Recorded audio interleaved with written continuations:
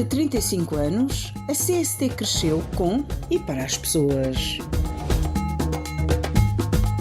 Celebramos uma história marcada pela inovação e pela evolução tecnológica. O nosso sucesso é partilhado por todos. Juntos, construímos um futuro promissor. Olhamos para o futuro com otimismo, comprometidos em continuar a inovar e a servir o nosso país. 35 anos, CST, somos nós. Obrigado por fazeres parte da nossa história. Ora viva, sejam bem-vindos à RSTP, a Voz do Povo. Abrimos este espaço em entrevista. Hoje estaremos a conversa com um homem, aliás, podemos dizer uma biblioteca.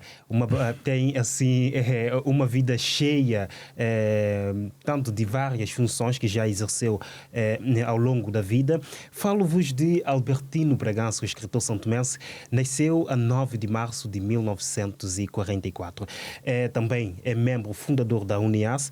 Exerceu várias funções na atividade política, desportiva, na área da educação, e vamos conhecer mais sobre esta biblioteca, podemos assim dizer. Albertino Bragança, é um prazer imenso tê-lo cá nos estúdios da RSTP. Obrigado por ter aceito o convite. Não, eu também agradeço o convite e sinto que é algo que me apraz estar a conversar consigo. Exato. E com a RSTP. RSTP. Exatamente. Albertino Bragança exerce muitas, mas muitas funções ao longo da vida. E atualmente tem 80 anos. E daqui a pouco vai fazer 81. Sim. Deus vai permitir. Oxalá. Como é que iniciou a trajetória de Albertino Bragança pelo mundo da literatura? Essa vocação literária deve ter sido fomentada por o meu avô Albertino Pires dos Santos, pai de um grande lutador pela independência, que foi o Antônio Barreto Pires dos Santos, mais conhecido por Oné, que era o irmão da minha mãe. Portanto, o avô Albertino tinha uma casa enorme, e nós vivíamos na parte inferior da casa e ele lá em cima. Ele fomentou em mim o amor pelo livro. Eu tinha dois amores, três, eram os estudos, os livros e o futebol. Era garoto no Riboc, aquele campo do Riboc. Nós nunca faltávamos. Era quase que proibido faltar, mas eu às 18 horas, em dias alternados, eu tinha que subir as escadas e ir ter com meu avô e com o livro que ele me tinha dado para ler. Dois, três capítulos. E então ele era extremamente exigente e eu habituei-me, jogava futebol, tocava a buzina da feira, que era 5h30, e eu então dizia aos outros: eu tenho que ir. Saía a correr, tomava banho, não sei como, e depois subir as escadas para dialogar com ele. Isso era um diálogo, parecia de dois colegas, quer dizer, ele conversava comigo como se eu fosse alguém que tinha tido a vivência que ele teve. Ele viajava muito para Portugal naquela altura, em que pouca gente viajava. E eu senti isso como uma obrigação.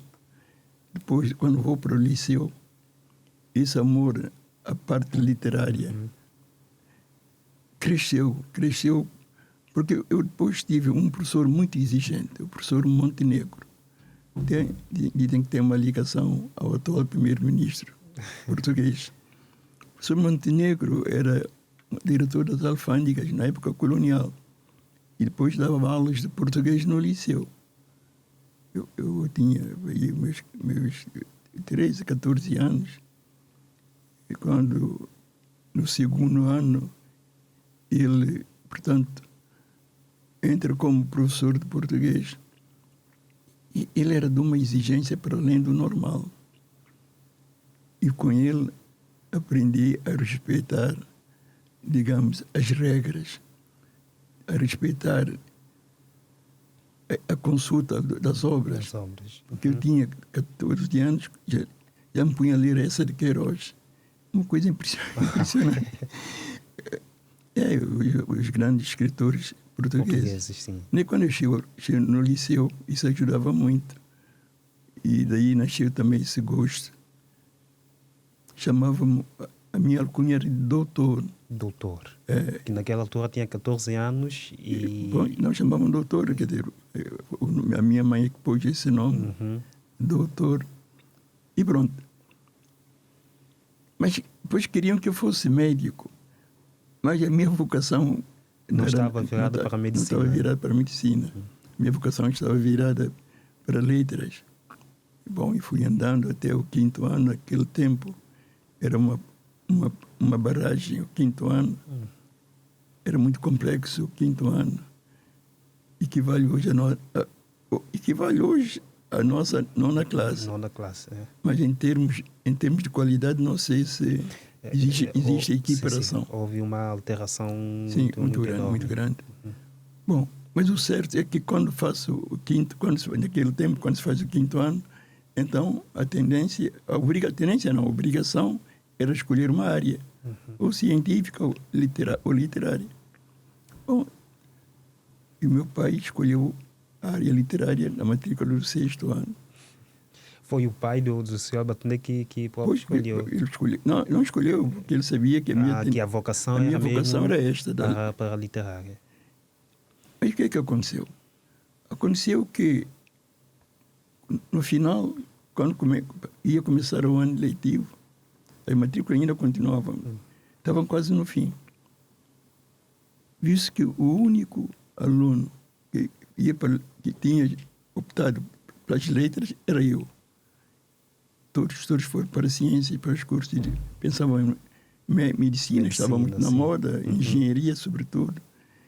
Bom, mas o meu pai sozinho não conseguia pagar as propinas. Eram muito elevadas para um aluno só, abarcar todos os professores. E era o filho único na altura? Não. Tinha outros irmãos, mais novos ou mais velhos? Eu sou doutor porque fui o primeiro... Foi o primeiro? Primeiro do sexo masculino. Ok. Houve 3 senhoras antes de mim, as minhas irmãs mais velhas. E quando eu nasci, foi uma grande surpresa, uma grande alegria para minha mãe, que disse: esse é o nosso doutor. Uau. E nasceu assim. E depois no futebol, esse epíteto, esse nome, foi muito lugar em Santo Tomé, porque eu era o avançado do Sporting, o homem dos golos. Tornei-me muito popular desde aquela altura. Estudava e jogava no Sporting, que era o clube que representava a classe média santomense, o Sporting Clube de Santo Tomé. Sim. Depois disso, eu faço o 7º ano, que era o último ano, o equivalente a 11º hoje. Hoje, sim. E pronto. E viajei. Dispensei a letras, nem fui oral a letras, porque a vocação era mesmo esta. Então, mas tive que ir para ciências, porque meu pai não conseguia assumir, portanto, aquele montante que exigiam enquanto aluno. Portanto, o único aluno da secção de letras. Pronto, vou para ciências. Foi uma luta muito grande, a física, a matemática. Não tinha nenhuma vocação para essa área da ciência. Lutei muito, mas consegui fazer dentro do prazo. Muita coisa. Eu viajei para Angola em 63. Havia uma equipe santomense que ia jogar em Angola. Eu estava com tanta fama naquele tempo. Foi jogador da seleção? Sim. Também jogou na seleção. Então, mas a equipe do Andorinha ia jogar em Angola. E pediu ao Sporting que dispensasse a mim e o João Santiago, meu primo, que vivia conosco também. Então, fomos os dois na equipa do Andorinha. De lá, consegui arranjar contactos para a Académica de Coimbra. E viajei. Eu tinha 19 para 20 anos. Viajei para Coimbra. Me tornei conhecido. Também estive no futebol e depois nos estudos. Só que eu lutava com a propensão para a secção de ciências. consegui chegar ao 3º ano de Engenharia Eletrotécnica, mas aí reprovei no 3º ano, que era muito conturbado, e fui chamado para o Exército. Era obrigatório, né? Foi para o Exército com quantos anos? Fui em 68 e tinha 24 anos. 24 anos. Tinha 24 anos, fui para Mafra, para Vendas Novas, para não sei quando andei. E fiz um curso,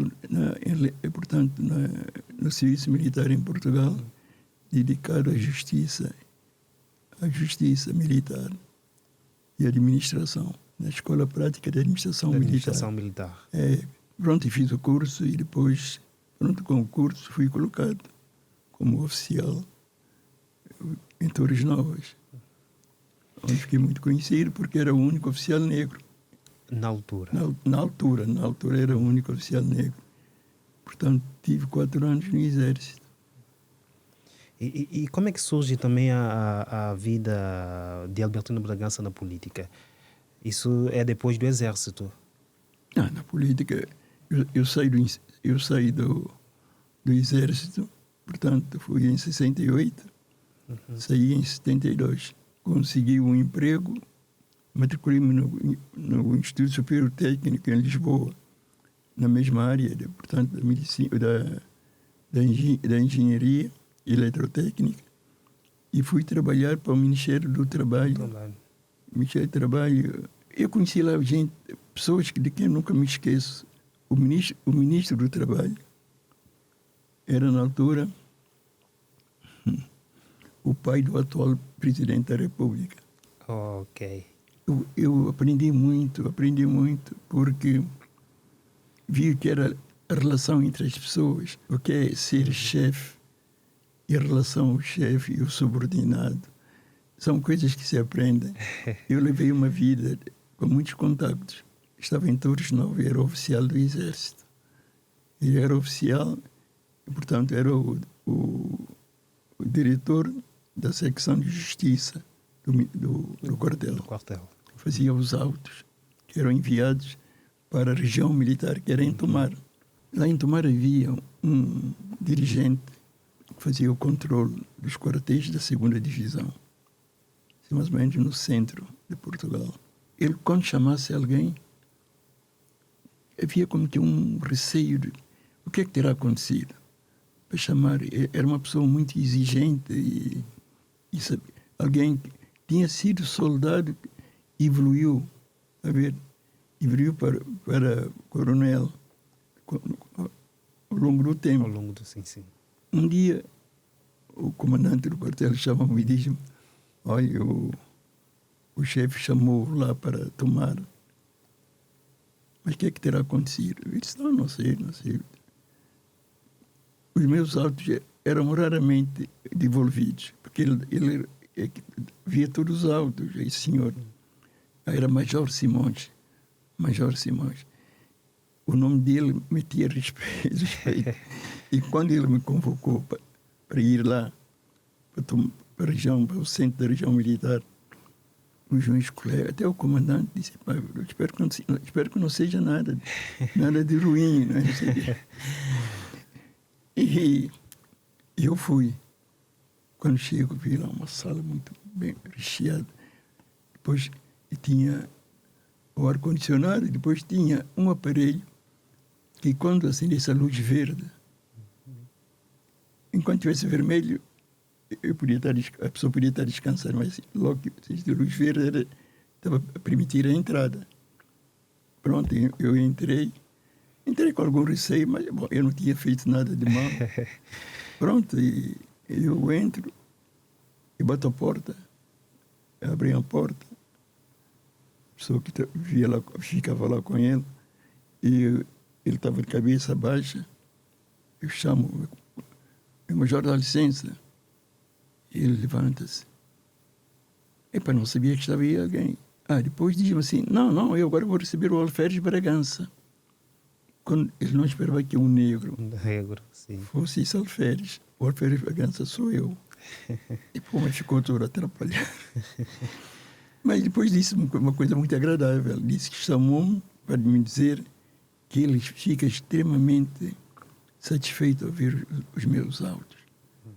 E chamei era só uma conversa aí de 15, 20 minutos, mas para dizer que satisfaz-me ver os processos que me chegam provindos de si, como oficial dos oficiais. O sentimento na altura era grande.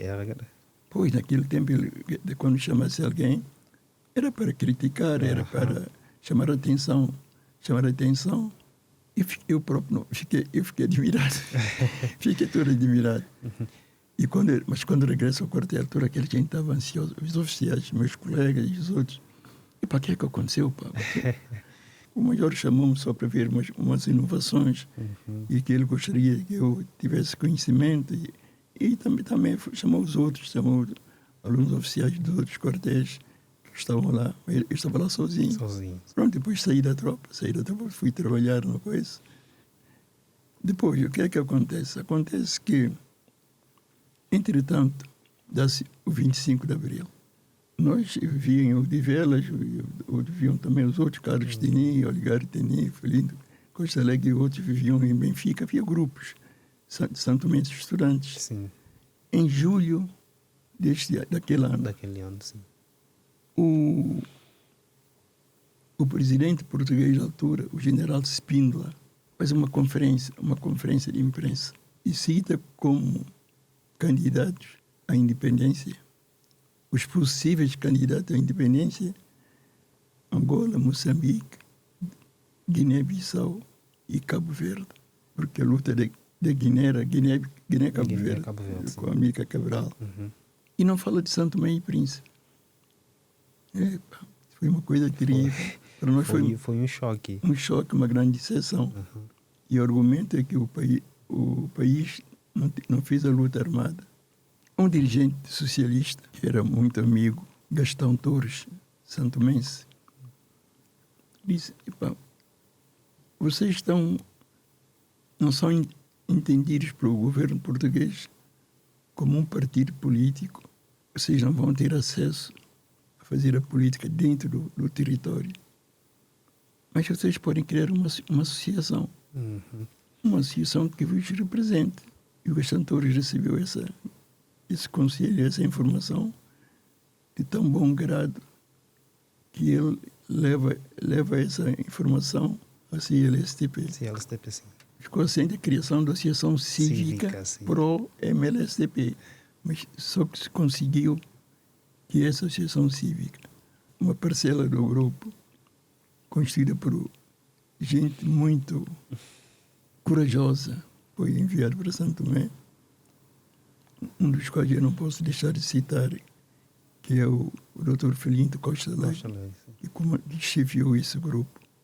Teve um papel, o grupo teve um papel, ele e o grupo, um papel muito destacado na mobilização da população para os conceitos da liberdade e da independência, percebe? E foi assim que começou a independência de Santo Tomé. Porque essa história também está contada num dos livros de Albertino Bragança. Depois dali, como é que surgiu a participação, ou seja, a atuação de Albertino Bragança para começar a escrever as obras? Eu cheguei a Santo Tomé e Príncipe, vim para a festa da independência, vim com a esposa, depois os 2 filhos, depois regressei, tinha assuntos a tratar em Portugal. Eu tive um encontro com um escritor muito famoso. Tinha visitado a minha casa, a casa onde eu vivia, em Coimbra, na República Quimbo dos Sobas. É uma casa extraordinária.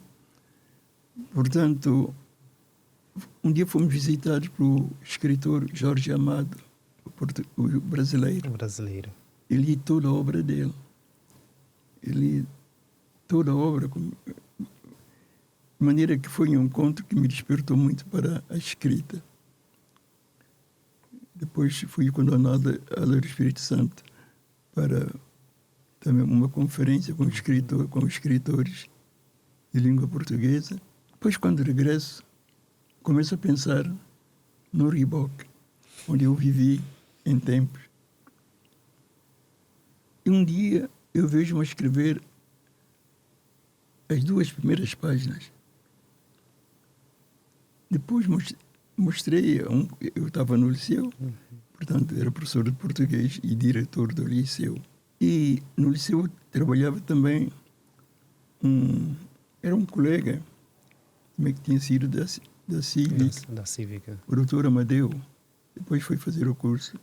Ele esteve no liceu, na comissão diretiva que se tinha criado primeiro, antes de eu ser o diretor, e que eu integrava essa comissão diretiva, mas depois ele já tinha o 7º ano, conseguiu uma bolsa para Cuba e fez medicina e regressou. Ele, quando estava em Cuba, um dia mandou uma mensagem, diz-me que aquelas 2 páginas que tu escreveste de uma rosa que tu criaste, tu dizias que era só para guardares como recordação, mas eu li, porque eu enviei ele já toda coisa, ele estava em Cuba. Ele diz-me, sabes, tu deves publicar esse livro. Deves prolongá-lo mais se quiser, mas deves publicar, porque tu retratas com muita fidelidade, digamos, o ambiente que se viveu naquele tempo. No Reebok, criaste personagens que me impressionaram, sobretudo essa rosa tão corajosa que tu inventaste. Ele então impulsionou-me para a publicação do livro, do Rosa do Reebok. A Rosa do Reebok e outros contos. E outros contos. Foi publicado aqui, fizemos uma publicação aqui, depois, em 1968, foi publicado, consegui a publicação em Portugal, pela editora Caminho, que era uma editora muito conhecida em Portugal. E pronto. E o Rosa do Reebok está hoje... É um dos rostos de Albertino Bragança. A Rosa do Reebok está hoje no ensino no Brasil. No Brasil. No Brasil. É estudado no Brasil. Agora, depois escrevi também um livro que deixou marcas, que é um personagem estranho, que é o Mento Moala. O Mento Moala. É, o conto Solidão. Sim, sim. Eu recebi a proposta de um contrato para um filme do conto Solidão, que está a ser tratado entre eu e a produtora do filme. Depois escrevi um clarão sobre a Bahia. E por último escrevi Ao Cair da Noite. Ao Cair da Noite. Conheço. Chegou a ler o livro? Comecei a ler, mas não cheguei a ler o livro todo. Mas é um livro muito interessante. Muito interessante. Portanto, é isso. Eu agora comecei outro romance, mas o impulso não é o mesmo. Certo. Não sei se era a idade, mas escrevo, depois faço muita... Bom, estou sempre com jovens que têm obras e têm que fazer a revisão. Ultimamente fiz a revisão da obra da doutora Natália Umbelino, um livro extremamente importante, portanto, que narra, digamos, a questão dos contratados que vinham de Angola, de Moçambique e mais tarde de Cabo Verde para Santo Tomé para trabalhar nas rosas, num regime que pregoavam que era de liberdade, mas que era uma farsa, algo que estava muito ligado à escravatura. Portanto, o livro é muito importante. Também agora o livro do Dr. Leonel Maradal. Sim. Eu também foi lançado apresentei o livro agora. O meu percurso dele, a criação do CILSTP, revela muita coisa. Muita história. Eu, por acaso, também li o livro. Ah, sim? Sim. Ótimo. Então, comprei no mesmo dia que teve o lançamento. Ah, esteve no lançamento? Teve no lançamento, sim. Ah, pois. Estou com ele. Agora foi o livro do Teles Neto. Sim, também. Do Teles Neto. Estive na apresentação. E pronto, agora tentar mais apresentar o livro dos outros. Pois, mas eu tenho que escrever, né? Sim.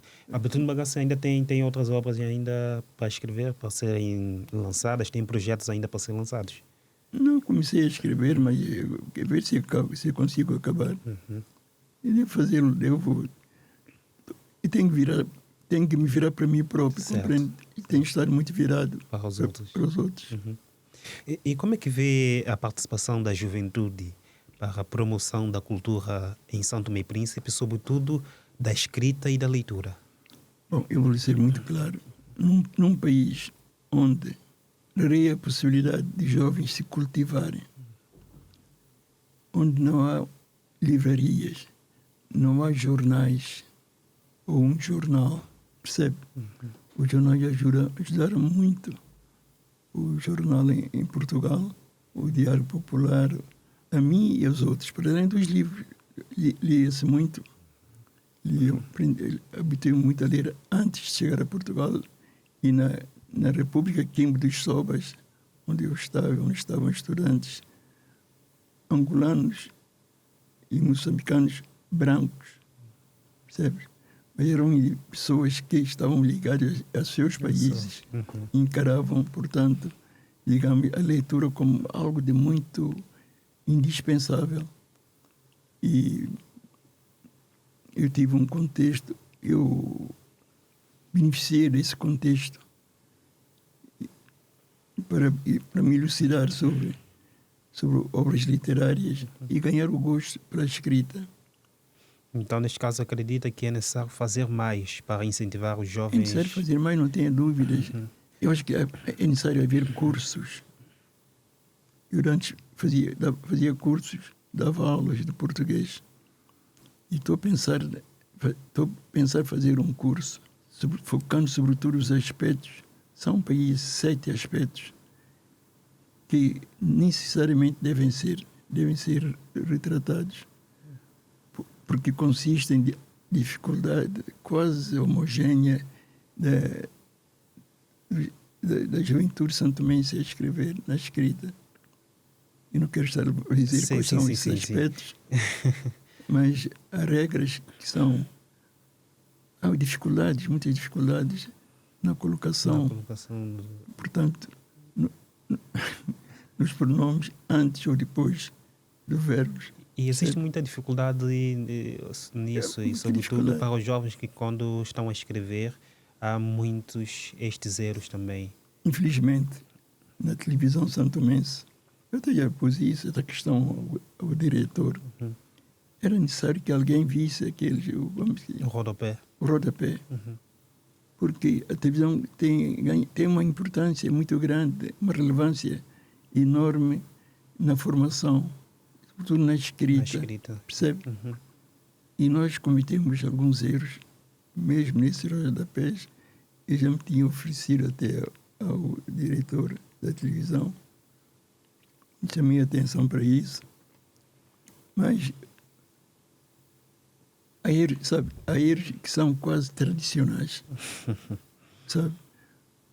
Um dos quais é a acentuação do o A, a acentuação do A, sim, com acento grave. Grave, agudo e... Hoje, sobretudo com acento grave.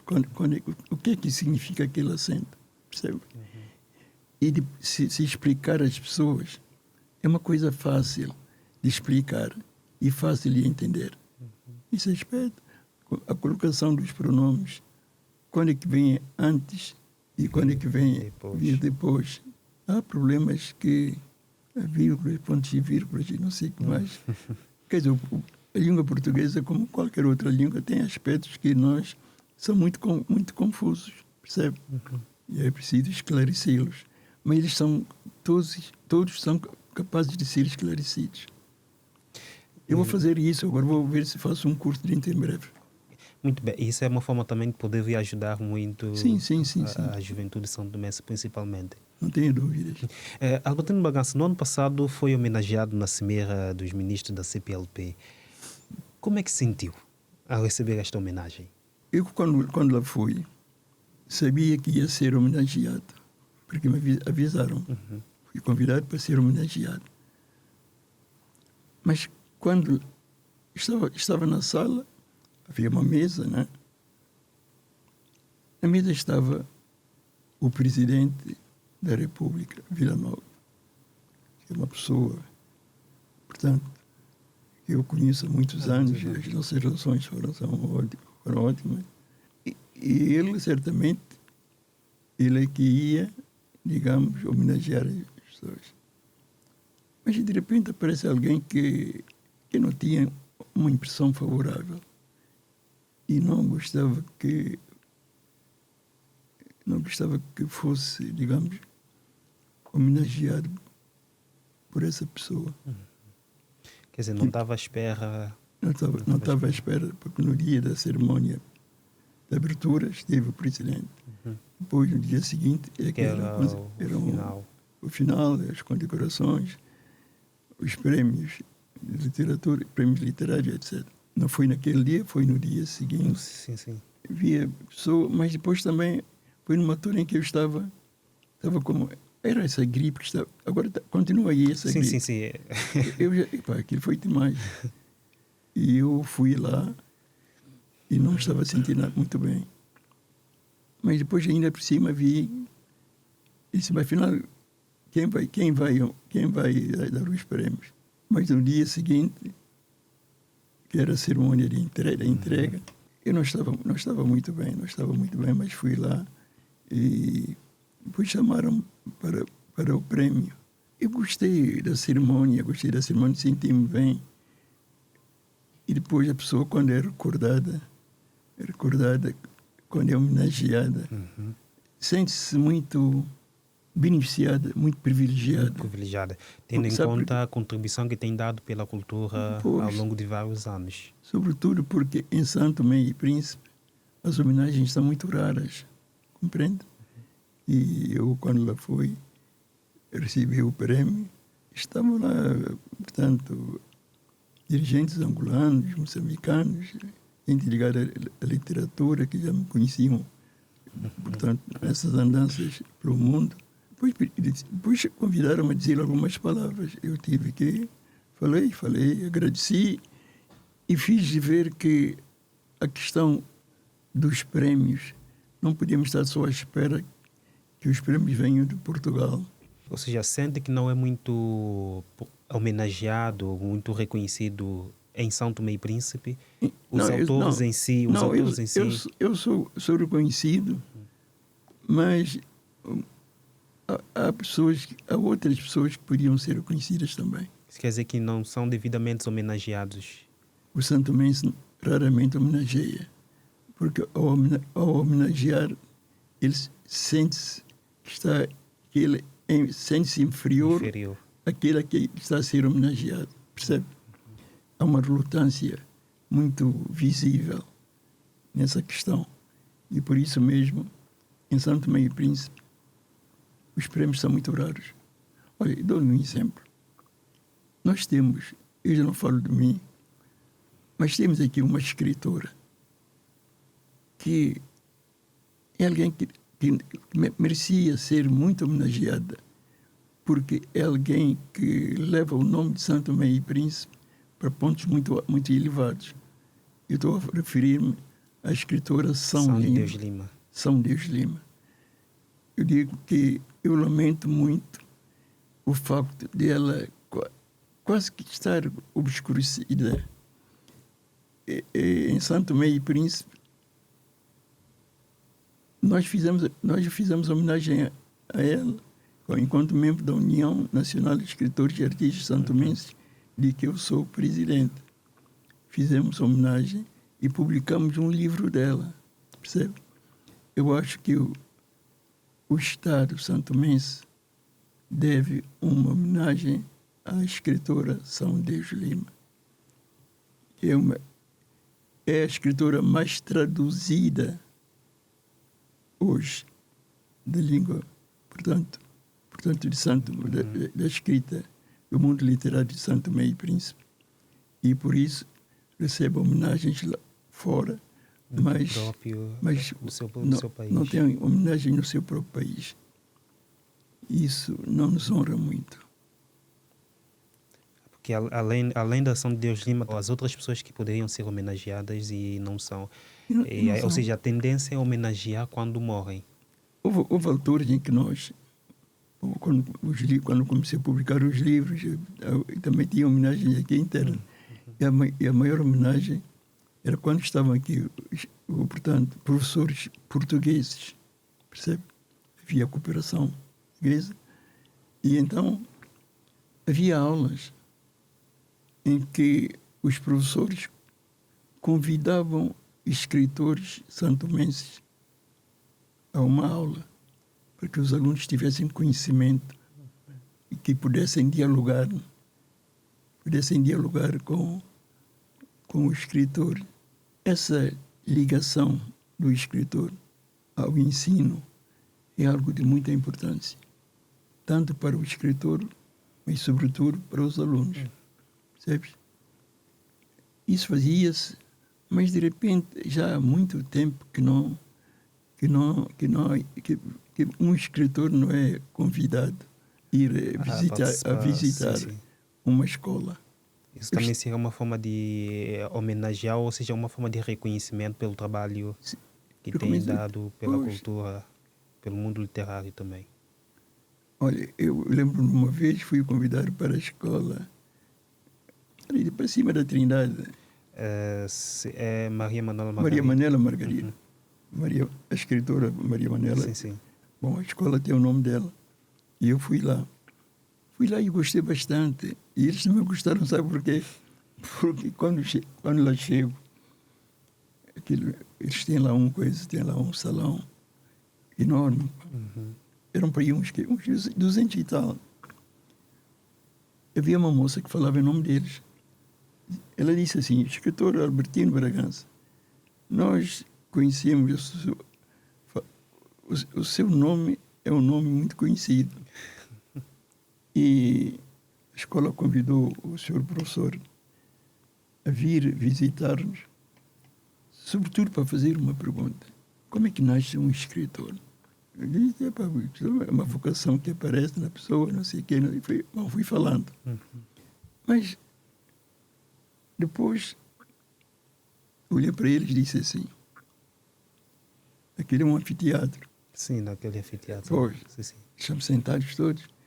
E de frente àquilo havia janelas que davam para um pátio. E no fundo do pátio via-se o jardim, Sim. as árvores, as pessoas que passavam. Eu expliquei-lhes mais ou menos como é que nasce essa paixão da escrita, assim como falei há bocado, compreende? E eles disseram: mas senhor escritor, mas isso não é muito difícil? Isso não depende. A pessoa até nem sabe como é que começa isso começa como uma diversão. Então ele disse: vamos fazer o seguinte, vocês estão todos a ver aquele espaço à frente nas janelas, não é isso? Bom, eu gostaria que alguns de vós, ou todos se quisessem, pudessem escrever e descrever aquilo que estão a ver. Eles ficaram admirados. E nós podemos fazer isso. É uma redação, podemos fazer. Eles eram muitos, mas uns 30, percebe? Escreveram, levantaram a mão, gostariam de... Agora ele disse: vamos ouvir o que cada um escreveu. Assim, uma coisa de improviso. Improviso, sim. Estão a ver? E ficaram satisfeitos. E depois vinham, liam aquilo que escreveram, não sei quantos, vinham lá que havia muitas flores, não sei o quê. Eles estavam... mas eles puseram uma condição. Mas também o escritor Bragança também vai escrever enquanto nós escrevemos. O senhor também tem que escrever. Eu disse: mas eu tenho que escrever. Para dizer o que é que o senhor está a ver. Eu lembro que estava a chuviscar. Havia uma chuva muito branda, compreende? E eu escrevi. Eles estavam a escrever, eu também escrevia. Na mesa, eu estava à mesa, eu estava um professor e uma professora deles, estava no meio deles dois. Eram professores deles. Então agora vamos passar a leitura. Foram lendo, que demorou muito tempo. Que eram também 30 pessoas, sim, por volta. A ler, não sei quanto, eu a fazer o comentário, e eles também, batiam palmas para os colegas. Senhora, havia uma cooperação muito forte entre eles. Depois já tinham lido os 30 e tal. Aquilo que cansava, percebe? Cansava. Então, eu disse, bom, todos já leram, agora eu queria dizer a minha satisfação ouvir aquilo que vocês escreveram e pronto, agora vou me despedir, porque quando eu falei em despedir, a moça, essa tal que os representava, disse, despedir não ouvimos ainda aquilo que o senhor escritor escreveu. Leia também. Também tem que ler, assim como nós lemos, também tem que ler para nós ouvirmos. Eu disse, então eu vou ler. Caiu uma chuva branda. Ficaram a olhar assim para mim. Noêmia, em dias como aqueles, Noêmia recordava-se dos maus tempos que passara em Cabalo Molé, maltratada como era por Sidônio. Porque não sei o que, inventei lá uma história. Epa, eles ficaram a olhar. Mas quando eu acabei a leitura, que durou pelo menos uns 10 ou 15 minutos, quando acabei a leitura, essa moça era muito impertinente. Mas, escritor Bragança, o senhor falou de uma Noêmia, aqui não tem nenhuma Noêmia, como é que o senhor viu Noêmia aqui? Eu disse que o escritor, quando se escreve, você olha, qual é a diferença entre aquilo que eu escrevi e aquilo que vocês escreveram? Vocês escreveram aquilo que estão a ver, percebe? E alguns até escreveram muito bem. Mas eu olhei para lá e inventei. Aproveitei do espaço, escrevi o espaço, depois falei da Noêmia. Ou seja, a Noêmia é uma personagem fictícia. Fictícia. E a Abeltino Bragança é especialista em criar nomes fictícios. Eles bateram palmas, você não pode imaginar. Gostaram muito. Gostaram. E depois, no final, disse, é assim que nasce um escritor. Que dele o exemplo. Ficaram a olhar para mim. Eu estive lá durante 3 horas. Dei o nome à escola de Guadalupe também. Este tipo de iniciativas devem ser desenvolvidas para criar muito hábito de leitura e amor pela escrita, sobretudo nas escolas. E sabe, depois é a nossa afirmação, compreende? Saber que entre nós também podemos ter quem destaque a nossa individualidade, sim. A nossa maneira de ser. Portanto, os cuidados com a cultura, nosso país tem dificuldades grandes, passa por uma grave crise que já vem há algum tempo, mas tão importante como detectar a crise é saber como ultrapassá-la, percebe? Antigamente havia, digamos, passeios, organizados para o interior. Andei muito no interior, era miúdo, criança, havia piquenique, havia não sei quanto, percebe? E parece que isso está a esmorecer. É preciso conhecer o país. Fui a Galcantá, quando chego lá, vi uma mesa bem posta, um quintal grande. E a mesa, eu tinha aí uns 10 lugares. Sentei, mas o dono do quintal fui muito amavelmente recebido. Mas chega a hora do almoço, bom, estamos naquela mesa. Portanto, a comida não tinha vindo ainda. E havia garrafas de vinho tinto, abertas, percebe? E depois, quer dizer, antes de comer, apeteceu-me beber qualquer coisa. Peguei numa garrafa a servir-me do vinho. Mas o dono do quintal, o dono da casa, disse, nem não na sachiva. Epa, eu fiquei admirado. O que é que podia proibir alguém de pegar um bocado para servir-se um bocado de vinho? Bom, eu pusei a garrafa. Não me serviram o vinho. Mas momentos depois aparecem umas moças com uns copos. Epa, eu nunca vi copos tão grandes. Percebes? Canecões. Epa, à frente de cada pessoa. Eu olhei para aquilo, nunca me passou pela cabeça que fosse para serviço do vinho. Esse homem disse-me que na Inona Sachiva ia pôr num copo pequeno. Copo pequeno. Trazia esse copo grande para quê? Encheram os copos grandes de vinho. E fiquei admirado. De repente, o senhor mais velho, levantou-se com o copo na mão. Toda a gente se levantou. Claro, eu tinha que me levantar também. Sim. Mas pegou no copo, assim, toda a gente com o copo de pé. Vim viniter, vim conserva de madre e vinho. Chibubiri puron, nunca purrabo. Opa! Quer dizer, aquilo era o ritual deles. Sim. Não bebiam vinho assim à toa. E não percebi nada que aquilo significava. Pegaram nesse copo grande, é para beber o vinho todo até o fim, de um só golpe. Eu não consegui. Eu bebi um bocado e posei o copo. Depois estava um senhor ao meu lado, que me conhecia também.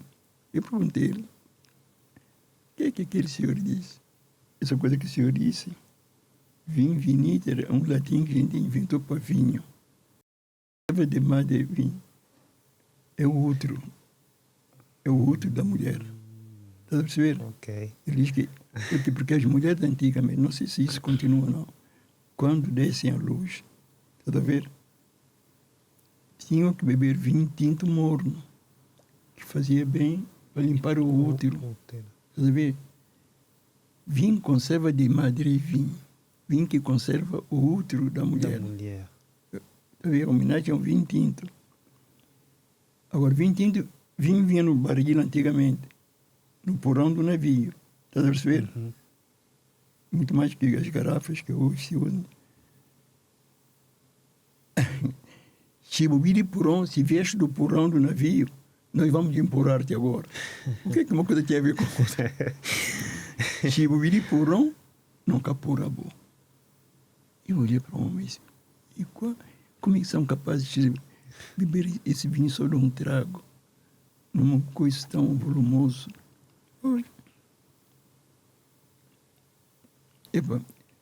Conhecer o foro. E quero publicar agora um livro. Então, eu tenho guardado 800 provérbios, são também esses. E não foram publicados estes provérbios? Nunca foram publicados. E eu quero publicar pelo menos 400. Percebes? Uhum. Comecei a trabalhar com a doutora Fernanda Pontífice, que estava em Portugal agora. O Malapei Tema, não sei se vocês conhecem. Sim. Conhecem o Malapei Tema? Conhecemos, sim.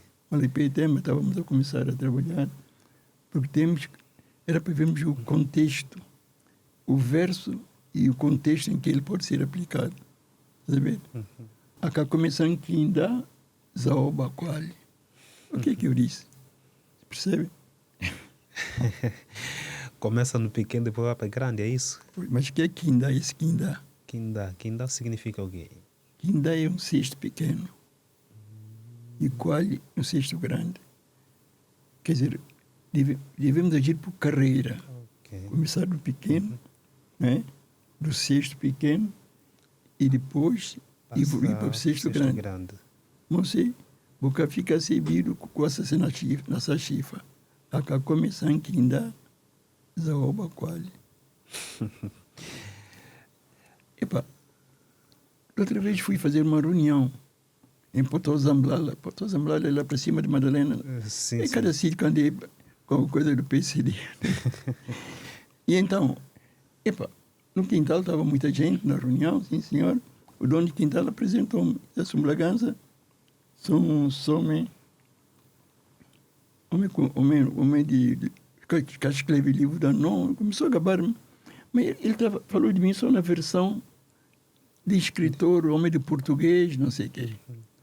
Mas eu gosto de ser conhecido. Eu sou santomense. Quer dizer, tenho muito orgulho nisso, compreende? De maneira que andei por não sei quantos países, conheci muita gente, mas andei no luxo dos cargos, sobretudo fora do país. Mas, para mim, Santo Tomé e Príncipe tem um valor único, percebe? De maneira que eu fui lá fazer uma reunião. Ele apresentou-me bem, as pessoas bateram palmas. Sim, senhor, homem português, não sei o quê. Ele estava a falar, eu pensei comigo. E quando quando eu responder a este homem, depois dessa apresentação, eu vou lhe fazer uma surpresa, porque eu vou responder em foro.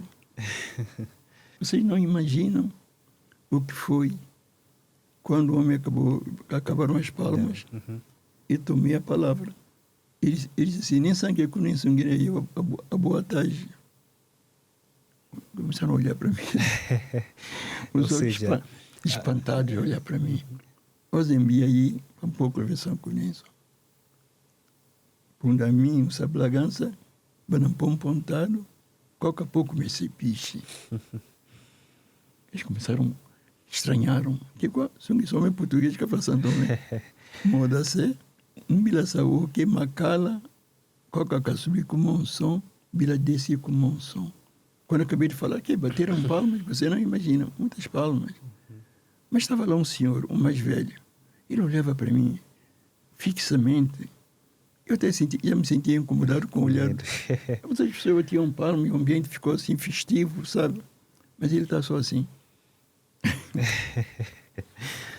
Eu pensei comigo, quando chegar a vez, eu passar a palavra às pessoas presentes, esse homem vai falar de certeza. Olha, chegou um momento, eu acabei de falar, palmas, sim senhores, agora eu gostaria de ouvir a vossa opinião sobre como está a correr esse encontro, não sei o que. Opa! Aquele homem foi a primeira pessoa que levantou a mão. Ele já estava à espera. O homem levantou a mão, outras pessoas também levantaram a mão, ele foi o primeiro. Disse, não, o senhor pode falar à vontade. Falei até em português, pode falar à vontade. O homem disse assim, Zumbla cansei, bitamba punta sum aqua. Sumbi ferro nenhum, o sumbi bilição domingo naí. Mas o que é que ele quer dizer com isso? São Domingo. Eu botei uma língua muito bonita, os provérbios. Eu quero ver se acaba o livro dos provérbios, estou meio muito afincado na... Mas prevê lançar esse livro ainda este ano? Talvez este ano.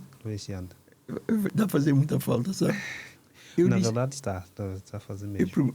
A mãe perguntou-me se eu fui fazer a reunião ou se fui abrir São Domingo lá. São Domingo, foram antigamente, não sei se continua ou não, tem seu quintal. Você tem um quintal grande, aos domingos recebe os amigos. Jogam cartas. Portanto, jogam 61 cartas. Sim. Bisca 61. Sim, Bisca 61. Depois jogam o cacete. Treinam cacete. Sim, do cacete. Depois também trocam versos.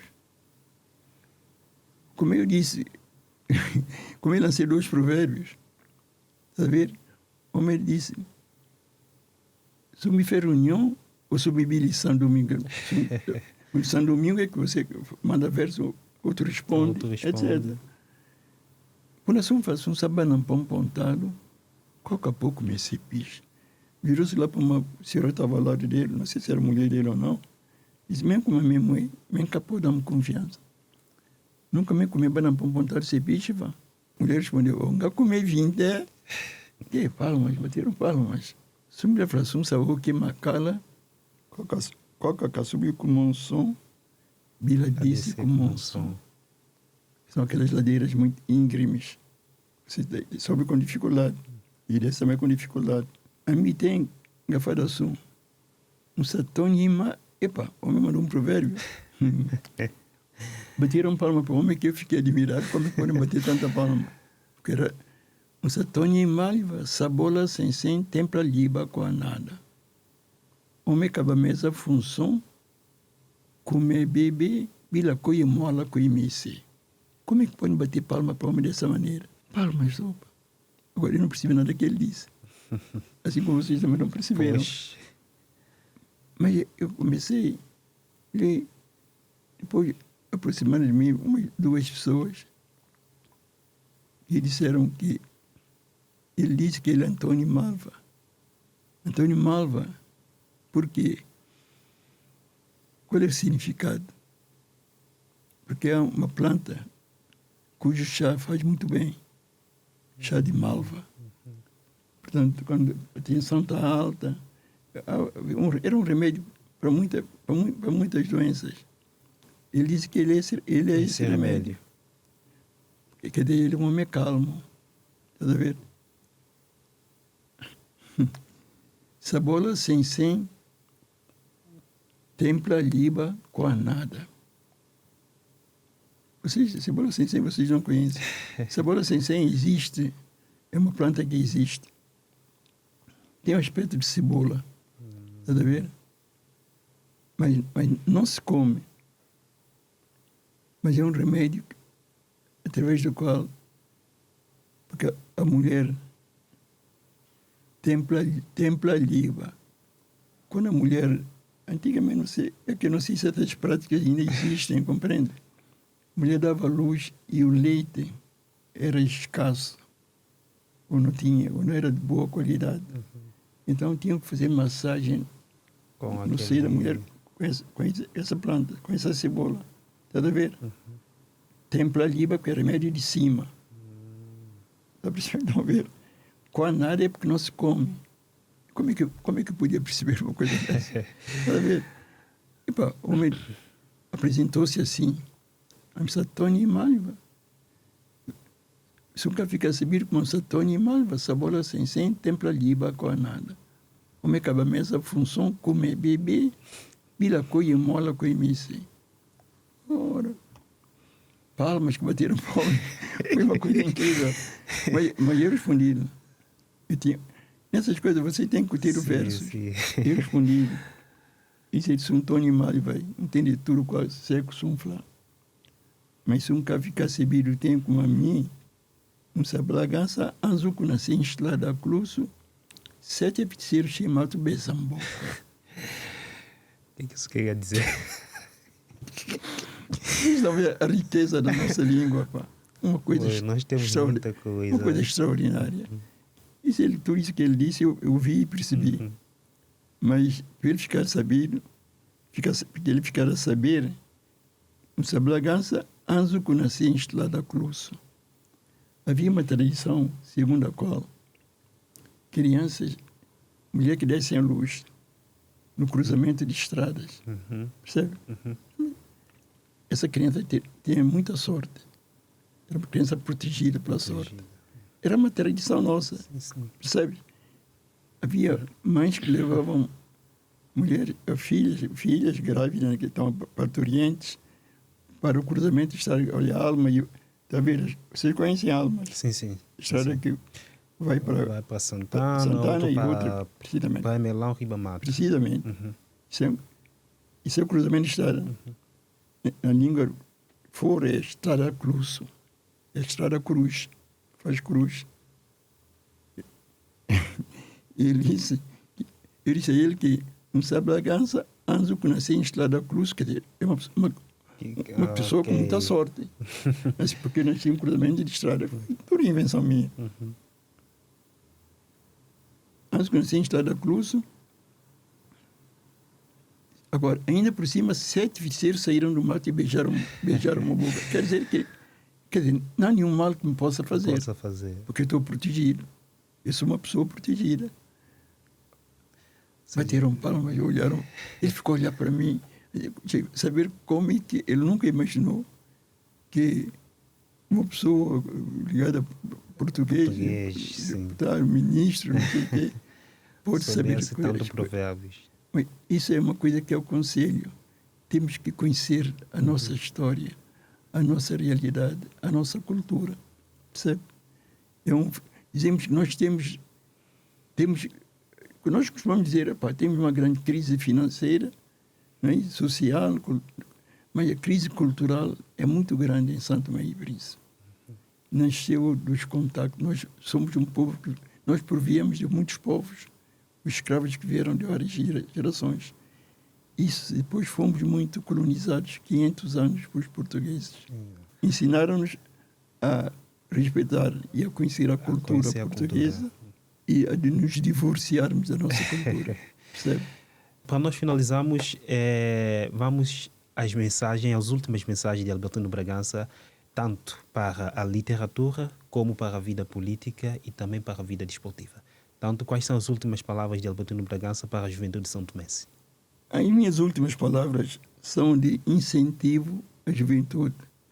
Eu não culpabilizo a juventude, como alguns fazem, pelo certo retrocesso que existe no nosso país, mas as autoridades têm que compreender, temos que compreender que os jovens são muito prejudicados com a inversão de valores que nós temos nesse país. Temos a biblioteca que eu próprio criei quando era ministro da Educação, e a construção do edifício. A biblioteca ajuda muito na compreensão, portanto, daquilo que somos nós. Eu tenho um texto o título é Quem Somos Nós? Porque nesse texto eu dedico-me a dizer ao povo santomense, a transmitir, sobretudo aos jovens, os caminhos, tanto para a oralidade como para a escrita. São caminhos muito importantes. E por isso mesmo é preciso...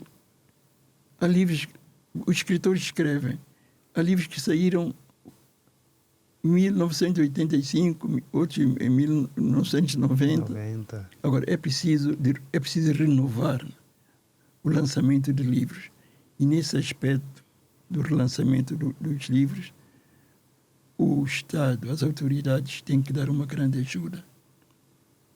Dantes, o Bícepe, apoiou muitos livros meus. Claro também que não tem publicado. Mas hoje, depois do Covid-19, tudo se complicou. A União de Escritores também era apoiada e publicava livros dos autores, congregava a juventude. Hoje não, era um polo de concentração da juventude. E hoje perdeu isso tudo. Perdeu isso tudo. Houve momentos de diálogo muito interessantes, compreende? E esse diálogo é sempre bom para envolver os mais jovens nesses contatos culturais. Ok, e nós agradecemos muito mesmo pela disponibilidade. E é um imenso prazer ter a Albertino Bragança nos estúdios da RSTP. E deste lado também nós queremos agradecer a vocês que estiveram do outro lado a nos acompanhar, com promessa de regressarmos numa próxima oportunidade, se Deus assim o permitir. Até lá, bye bye.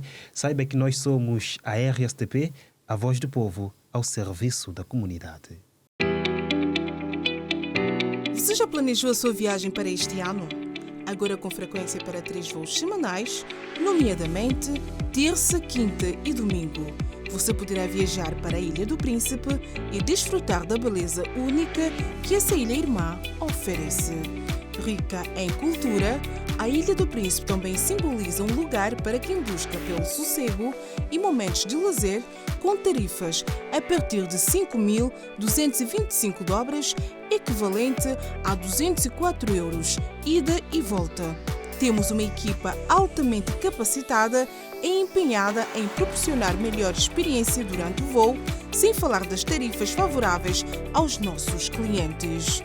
Para consulta, reserva e outras informações adicionais, visite o nosso escritório situado na Marginal 12 de Julho ou ligue para os terminais telefónicos 981 0533 ou 995 4450 ou através do nosso endereço eletrônico sales.tms@afrijet.com.